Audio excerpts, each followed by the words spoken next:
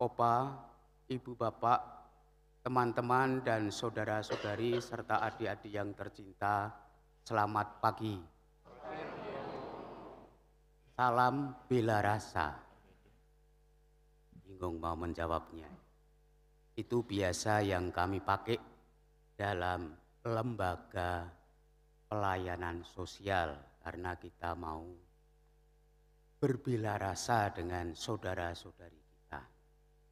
Saya Romo Adrianus Wiyadi, saya dari Lembaga Daya Dharma Keuskupan Agung Jakarta dan sekaligus juga dari Komisi PSC KAJ. Saya harap Ibu Bapak tidak asing ya kalau di luar itu, kalau masyarakat yang kita layani yang non-Katolik itu kalau ditanya LDD itu apa? LDD itu dari Gereja Katedral. Jadi nanti kalau ada saudara-saudari yang kita layani menanyakan orang katedral tentang LDD nggak tahu, itu memalukan. Ibu Bapak dan saudara-saudari yang terkasih, pada kesempatan hari ini saya diberi izin oleh Romo Paroki untuk merayakan Ekaristi bersama dengan Bapak Ibu semuanya sambil memperkenalkan pelayanan-pelayanan LDD yang adalah milik kita bersama. Maka di luar ada basar, itu adalah hasil karya dari pemberdayaan saudara-saudari kita. Di ujung sana itu ada teman-teman difabel yang melayani kur. Jadi kita ingin mengajak bersama seluruh umat untuk bersama-sama kita merayakan Tuhan yang penuh belas kasih. Nanti dalam bacaan kita akan mendengarkan bagaimana Tuhan Yesus itu berbicara soal dosa, dan di balik itu semua adalah tentang karya belas kasih Tuhan. Ibu Bapak, saudari-saudaraku yang terkasih, bacaan-bacaan pada hari ini mengingatkan kita akan dua hal. Yang pertama adalah tentang dosa, lalu yang kedua adalah tentang Allah yang berbelas kasih. Keduanya adalah merupakan kesatuan. Dalam bacaan pertama yang seringkali disalah tafsirkan bahwa perempuan itu penggoda, tapi sebetulnya bukan itu. Intinya adalah dalam bacaan pertama ada kecenderungan orang itu untuk tidak mengakui kesalahan, kelemahan dan dosa-dosanya, termasuk saya.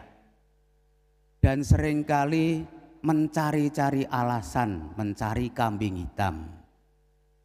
Maka ketika Adam kedapatan telanjang di hadapan Allah, lalu Adam mencoba mencari kambing hitam. Yang dikambing hitamkan adalah saya digoda perempuan itu. Nah, perempuan itu juga sama. Ketika ditanya oleh Tuhan, perempuan itu juga menjawab, saya digoda oleh ular. Jadi yang menyebabkan jatuh saya itu adalah ular. Terus begitu akan mencoba mencari kambing hitam. Ular tidak ditanya memang, mungkin karena ia tidak bisa berbicara. Intinya adalah kita mempunyai kecenderungan di mana kita susah atau sulit untuk mengakui kesalahan kita. Dan kita berupaya untuk mencari alasan atau mencari penyebabnya. Kemudian dalam bacaan Injil kita disadarkan pada perdebatan antara orang-orang yang menolak Yesus dengan Yesus sendiri.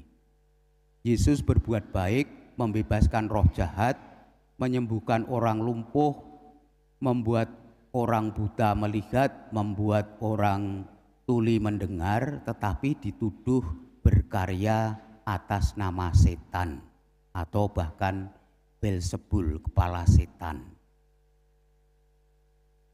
Itu yang disampaikan oleh para oponennya, orang-orang yang sudah dalam disposisi hatinya itu sudah enggak mau menerima Yesus. Jadi sudah mempunyai disposisi atau pendirian apapun yang dijelaskan dan yang dilakukan Yesus adalah tidak, saya tidak kami terima. Disposisi hati orang yang menolak Tuhan. Dan orang-orang seperti inilah yang dikatakan oleh Yesus yang tidak bisa diampuni karena sudah menghujat Roh Kudus. Jadi sudah tidak ada keterbukaan hati sama sekali terhadap rahmat belas kasih Tuhan. Tertutup. Nah, dalam tradisi gereja lalu sebetulnya dosa-dosa yang tidak bisa diampuni itu dosa-dosa macam apa sih?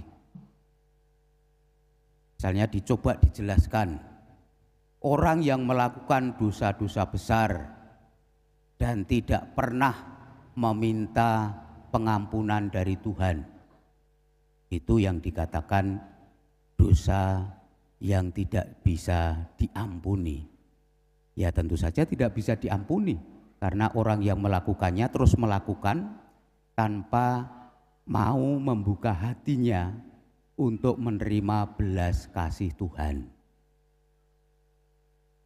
Dan yang kedua adalah kriteria orang yang percaya bahwa Tuhan itu Maha Baik, maka akan mengampuni dosanya. Tetapi dia tidak pernah mengubah hidupnya. Karena percaya pada Tuhan bahwa Tuhan berkenan mengampuni dosaku, maka ya saya berbuat dosa terus saja. Nah, itu juga yang tidak bisa diampuni karena pada dasarnya sudah tidak mau berubah. Nah, di balik itu semua sebetulnya Tuhan Yesus mau mewartakan betapa belas kasih Tuhan itu luar biasa dan diberikan secara cuma-cuma kepada kita semua. Yang diperlukan adalah kerendahan hati, keterbukaan, ketulusan dalam hati kita, mengakui bahwa kita orang lemah, tetapi yang butuh rahmat belas kasih Tuhan.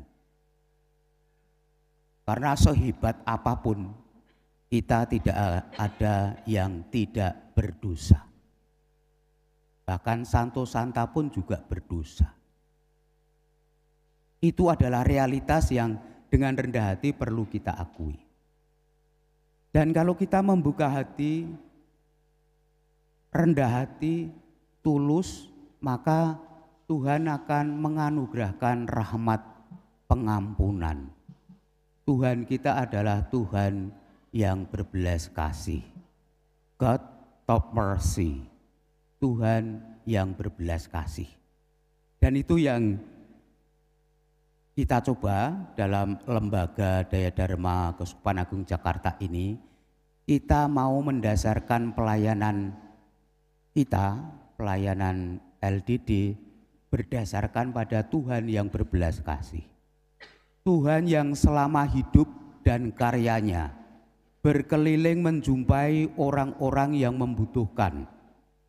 Saudara-saudari kita yang membutuhkan, entah itu yang buta butuh penyembuhan, yang tuli butuh pendengaran, yang lumpuh bisa berjalan, yang miskin atau yang dicap oleh orang-orang di sekitarnya berdosa itu butuh pembebasan. Itu yang mau dicoba diimplementasikan, diwujud nyatakan dalam gerak pelayanan Lembaga Daya Dharma Keuskupan Agung Jakarta. Jadi kita sangat indah sebetulnya kalau masuk katedral itu ya, masuk pintu utama, sebelah kanan ada gereja yang bagus, lalu sebelah kiri meskipun agak di pojok di sana, itu adalah pelayanan diakonia dari keuskupan sendiri. Dari gereja katedral. Di sini banyak orang-orang kudus masuk gereja beribadah. Di sana banyak saudara-saudari kita yang mungkin butuh pelayanan kita, mungkin mereka pemulung, teman-teman kita yang difabel, teman-teman kita yang di rumah singgah dan sebagainya. Pandangan gereja yang sangat indah. Ada orang suci atau merasa diri suci, ada juga orang yang membutuhkan pelayanan sakramen Yesus dalam arti luas. Nah, LDD sendiri sebetulnya sudah berumur 62 tahun, jadi sudah oma-oma atau opa-opa ya, sudah kakek-kakek.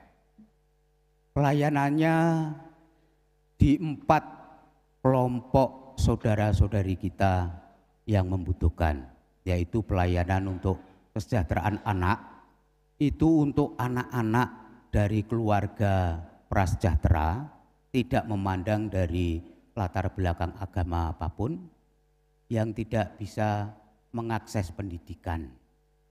Jadi mereka diharapkan ya seperti program pemerintah itu kan harus lulus pendidikan dasar. Nah, mereka yang keluarga prasejahtera pun mempunyai hak itu, tapi seringkali banyak yang tidak bisa mengakses. Maka LDD mempunyai pelayanan pada anak-anak ini, termasuk anak-anak PAUD, kelompok belajar di daerah-daerah pinggiran. Yang kedua adalah pelayanan kepada saudara-saudari kita yang difabel.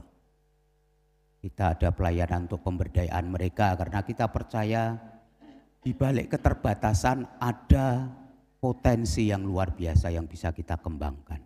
Jadi nanti kalau misalnya beli sesuatu di sana dari karya teman-teman difabel, jangan karena belas kasihan. Saudara-saudari kita tidak perlu dikasihani, tetapi diapresiasi sebagai pribadi manusia yang berdaya.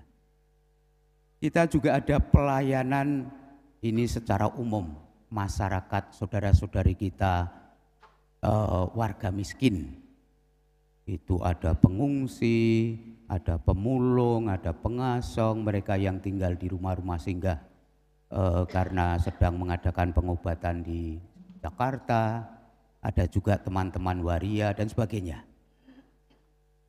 Lalu kita juga ada pelayanan buruh. Sekarang banyak buruh yang di PHK. Mereka butuh alternatif untuk mendapatkan pemasukan.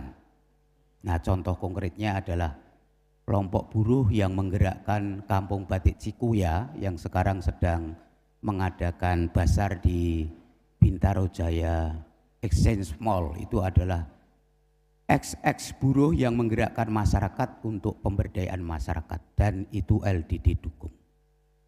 Itu beberapa yang LDD layani, dan jenis programnya ada pendidikan, ada pemberdayaan ekonomi, karitatif, kebencanaan. Maka di sana ada patung bencana itu ya, itu juga kita melayani. Kemudian juga kita mencoba mengadvokasi dengan membuat konten film ya. Nanti bisa dilihat film tentang potret kemiskinan untuk anak-anak di Muara Angke, lalu tentang nasib buruh, kemudian yang terakhir teman-teman waria. Bisa dilihat di YouTube WLDD. Nah, LDD bukan lembaga yang terpisah dari kita semua. Maka selamat datang, LDD adalah kita semua. Mari kita mewujudkan Tuhan yang berbelas kasih itu kepada saudara-saudari kita yang membutuhkan. Nanti teman-teman di luar yang menjaga stan itu juga ada teman-teman dari Universitas Islam Negeri Bandung, teman-teman, Bapak Ibu. Jadi kita bekerja sama juga dengan mereka. Dan relawan-relawan kita di lapangan juga saudara-saudari kita yang Muslim.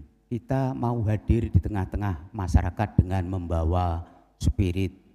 Mari kita sebarkan karya belas kasih Tuhan. Maka semoga nanti orang-orang Katolik, anak-anak muda juga bisa terlibat di LDD apapun itu. Kita ada jaringan relawan yang suka film bisa kita fasilitasi, yang suka buat konten-konten bisa kita fasilitasi, yang bisa untuk pelayanan karitatif juga kita ada pelayanan di sana dan sebagainya. Maka kalau datang beribadah ke sini, tolong tengok juga kami di sebelah ujung sana. Bisa ngobrol-ngobrol dan tanya-tanya tentang kegiatan-kegiatan pelayanan kasih kita. Semoga Tuhan memberkati kita semua dan segala upaya untuk mengubah diri orang berdosa ini bertobat dan akhirnya mewartakan belas kasih Tuhan. Dimuliakanlah Tuhan kini dan sepanjang segala masa. Amin.